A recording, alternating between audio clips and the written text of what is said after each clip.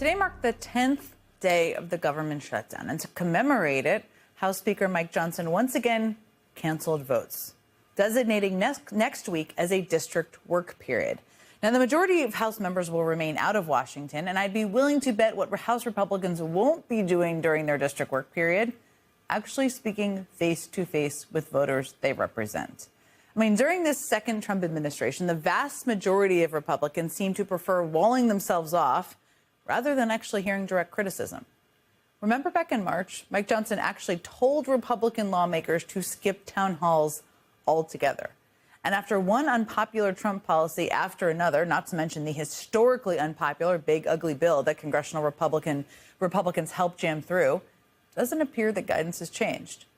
I mean, this week it was reported that one Republican congresswoman told her constituents that she'd hold town hall meetings, quote, when hell freezes over. That's quite a thing to say. Adding, I don't have to hold a town hall so you can come and yell at me. Well, actually, you ran to represent people, so they can come yell at you if they want. Unfortunately for Republicans who don't like to be criticized, that is what tends to happen when you actually deal with voters outside of your specially curated little bubbles. I truly believe, though, that Trump has the best interests of Americans at heart. Trump is the Hitler of our time! Free Palestine! Trump is the Hitler of our time! I'm begging you to pass this legislation. My kids could die. We don't have the credit because of the medical bills that I have to pay regularly. You could stop this, and you could be the one that could say military is getting paid. And I think that it is awful, and the audacity of against your elected officials and your government, even yell at them. And as this administration continues to do wildly unpopular things like deploying American troops into American cities and harassing and abusing communities by sending in masked militarized federal agents to round up undocumented immigrants, a lot of people are engaging in their rights of free speech and free assembly to oppose what they see as wrong. But as more people demonstrate against Trump and what he is doing, his administration has gone to new extremes by brazenly labeling demonstrators as paid agitators and even terrorists. I mean, take a listen to some of what was said at a White House roundtable earlier this week about protesters in Portland. We have a very serious left-wing terror for protests, for his professional protesters show up, the agitators show up. We'll have to get the National Guard out. Hopefully it'll be peaceful. I doubt it. This is about one thing and one thing only: to score political points with the terrorist wing of their party, which is set to hold, as Leader Scalise just commented on, a Hate America rally in D.C. next week. This Hate America rally that they have coming up for October 18th, the Antifa crowd and the pro-Hamas crowd and the Marxists, they're all going to gather on the mall. The October 18th protests they are referring to are the No Kings protests. Funny how they left the name out of that one. You may remember there were also No Kings protests across the country this past June when millions of people in cities and towns across the country showed up to speak out against Trump and this administration. Faced with another round of those massive protests, Trump and his allies are arguing that if you engage in your uniquely American right to protest, then you are un-American. If you speak out against Trump, then you hate America. Now that is un-American. But the fact that those on the right are desperately trying to delegitimize protesters is a sign of how afraid they are of what Americans have to say. On October 18th, nearly 2,500 No Kings protests are scheduled to take place across the country. That means that potentially hundreds of thousands, if not millions of people, will take to the streets to protest the Trump administration. And like they did back in June during the first No Kings rally, when at least 4 million people, more than that, were out in full force. And since then, there's been a near constant stream of protests against everything from Trump's heartless immigration raids to Republican plans to gut health care for millions of Americans. And instead of, listening to them, Trump and Republicans are now trying to demonize these protesters by saying the upcoming No Kings protest is a Hate America rally that will promote terrorism, which is an absolutely insane thing to say. These rallygoers are doing one of the most American things possible, utilizing their right to peacefully protest.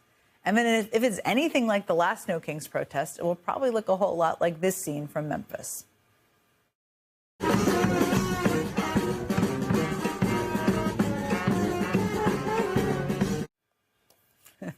Joining me now is Tennessee State Representative Justin J. Pearson, who plans to speak at the upcoming No Kings protest in Memphis. And just this week, he launched a campaign for Congress against his former boss, Congressman Steve Cohen. It's great to see you. I've been thinking a lot about this moment, as I'm sure you have, as you're preparing to speak at this No Kings protest, and how it kind of harkens back to the civil rights movement, when supporters of Martin Luther King Jr. and members of nonviolent protest groups were wrongfully accused of provoking violence by the FBI and police, as well as white supremacist groups, in an effort to justify violent crackdowns. History repeats, as they say. But how are you thinking about that history as you reflect on what you're going to say when you speak on October 18th? Yeah, I mean, we have to realize that it is the work of our ancestors. It's the marching, it's the protesting, it's the speaking up and standing up of people against oppression that has gotten us to the places where we are, even to the point where I'm able to run for the United States Congress, is because other folks have done some heavy lifting to pass a Voting Rights Act to make sure that America lives up to its promise and to its opportunity. And that's the work that each and every one of us must be engaged in this moment and in this time. And with the rise of authoritarianism, right, in Memphis, we're having over 700 federal agents that are increasing the amount of traffic stops that are happening, over policing Black and brown communities. 14% of our population is Latino, 40% of arrests are happening against Latino folks. This is the reality that we're dealing with. I was in church and a Black Hawk was circling around our church. This isn't the type of America that we want to have. We want one filled with opportunity, more possibility, and we live in the most beautiful place in the world, as you saw by that video that showed us dancing and celebrating and still creating joy amidst the chaos and crises that we are dealing with, because we've got heart, we've got soul, and we're not going to let anybody break us down. I loved how it said, you know, the headline above it was about how Trump called them paid agitators. And it's like they're dancing and singing, which is that was the No Kings protest, the last ones that happened all around the country. To your point, I mean, today the National Guard began patrolling the streets of Memphis, in addition to everything you just outlined, at the request of Tennessee's governor, to combat what the Trump administration called tremendous levels, their characterization, tremendous levels of violent crime that have overwhelmed its local government's ability to respond effectively. This is on the governor's request. I mean, do you think that Governor Lee actually believes that? Or do you think he is just trying to stay in Trump's good graces and follow what he wants? Yeah, I believe Governor Lee is a pawn, the Republican Party is a pawn to this authoritarian and wannabe dictator schemes to disrupt our democracy and to really seek to hurt and harm our communities. The reality is, if we do not tackle the problems of poverty, we will never tackle the problems of crime. Governor Lee's been governor for 8 years and has never once deployed the National Guard, and 2, has never done anything to actually pass laws that are going to rid us of the gun violence epidemic and deal with poverty.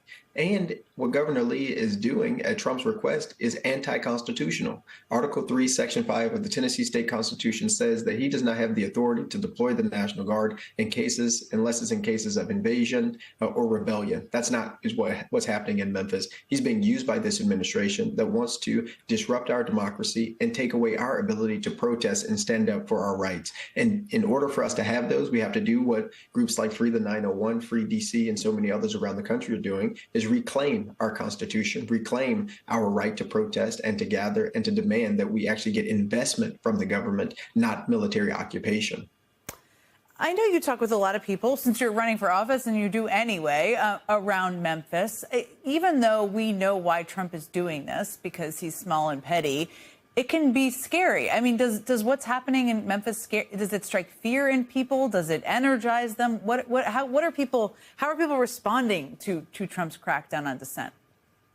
Look, I think it's both and. You have a lot of people who are worried. A lot of our restaurants that are run by immigrants are not being filled in the ways that they were. Some parents are not allowing their children to go to school or to go to school events because they're worried they might not see them again. And so there's a reality of fear that exists. And still, there's a persistence of spirit, of resilience in our community, that we're not going to be broken down. We're not going to be bent. We're not going to be broken by this administration trying to tell us that we don't have the right to self-govern, trying to tell us that our community is not sacred and beloved and a wonderful place to be, that the narratives that they're trying to put on us, we're not going to accept. And instead of having a military occupation, we want resources for poverty eradication. Deal with the root causes and we'll deal with the rest. But the truth is, ultimately, they leave. and we are going to be left picking up the pieces. And so we have to build strong and resilient neighborhoods, communities, cities, and we have to be advocates for those who we represent.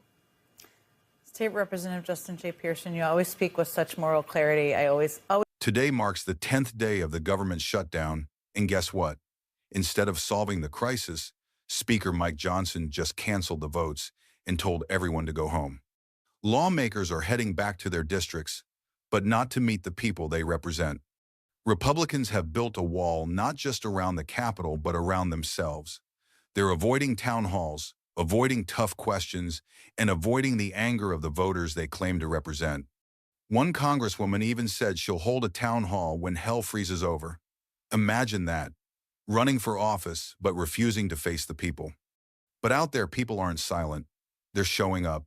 They're yelling. One military mom, her voice breaking, begged lawmakers to act. Her kids could die if the shutdown continues. That's not politics. That's real life. And how does the administration respond? By calling ordinary Americans terrorists. Yes, protesters, moms, students, veterans are being branded as dangerous. Antifa is like ISIS, they said at a White House roundtable. Just let that sink in. But here's the thing about America. When power tries to silence people, the streets get louder. The No Kings protest is coming, thousands, maybe millions, ready to speak out. And on that stage will be voices like Tennessee Representative Justin Pearson, reminding us that every right we have today was earned through protest, through people standing up when it wasn't easy. This isn't just about politics. It's about the right to speak, to march, to demand better. While those in power hide behind fences, people are stepping into the streets. Because freedom isn't handed to us, it's taken back one protest, one voice, one moment at a time.